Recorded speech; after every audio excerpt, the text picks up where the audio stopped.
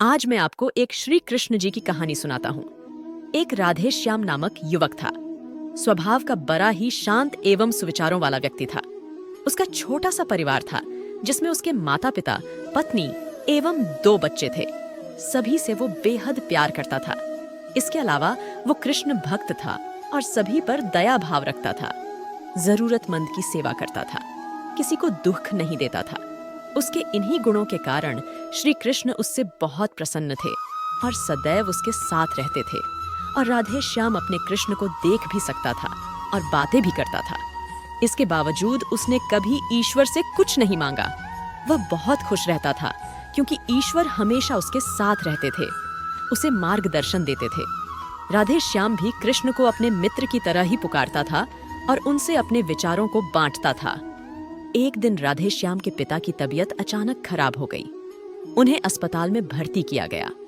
उसने सभी डॉक्टर्स के हाथ जोड़े, अपने पिता को बचाने की मिन्नतें की, लेकिन सभी ने उससे कहा कि वो ज्यादा उम्मीद नहीं दे सकते और सभी ने उसे भगवान पर भरोसा रखने को कहा। तभी राधे श्याम को कृष्ण का ख्याल आया और उसने अपने कृष्ण को पुकारा। कृष्ण दौड़े चले आए। राधे श्याम ने कहा, मित्र, तुम तो भगवान हो, मेरे पिता को बचा लो। कृष्ण ने कहा, मित्र, ये मेरे हाथों में नहीं है।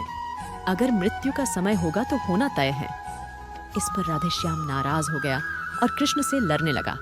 गुस्से में उन्हें कोसने लगा।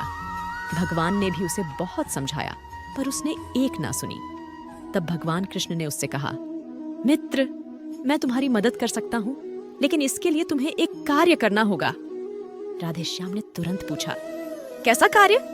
कृष्ण ने कहा, तुम्हें किसी एक घर से मुट्ठी भर ज्वार लानी होगी और ध्यान रखना होगा कि उस परिवार में कभी किसी की मृत्यु ना हुई हो। राधे श्याम झट से हाँ बोलकर तलाश में निकल गया। उसने कई दरवाजे खटखटाए। हर घर में ज्वार तो होती, लेकिन ऐसा कोई नहीं होता जिनके परिवार में किसी की मृत्यु ना हुई हो। किसी का पिता, किसी का दादा, किसी का भाई, माँ, काकी या बहन। 2 दिन तक भटकने के बाद भी राधे श्याम को ऐसा एक भी घर नहीं मिला। तब उसे इस बात का एहसास हुआ कि मृत्यु एक अटल सत्य है। इसका सामना सभी को करना होता है, इससे कोई नहीं भाग सकता। और वो अपने व्यवहार के लिए कृष्ण से क्षमा मांगता है और निर्णय लेता है जब तक उसके पिता जीवित हैं उनकी सेवा करेगा। थोड़े दिनों बाद राधे श्याम के पिता स्वर्ग सिधार जाते हैं।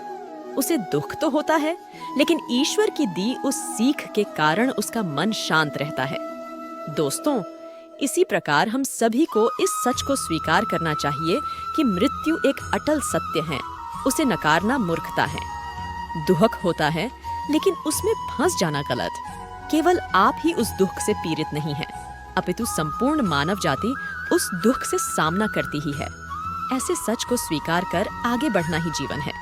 कई बार हम अपने किसी खास के चले जाने से इतने बेबस हो जाते हैं कि सामने खरा जीवन और उससे झूरे लोग हमें दिखाई ही नहीं पड़ते। ऐसे अंधकार से निकलना मुश्किल हो जाता है। जो मनुष्य मृत्यु के सत्य को स्वीकार कर लेता है, उसका जीवन भार विहीन हो जाता है और उसे कभी कोई कष्ट तौर नहीं सकता। वो जीवन के हर क्षेत्र में आगे बढ़ता जाता है।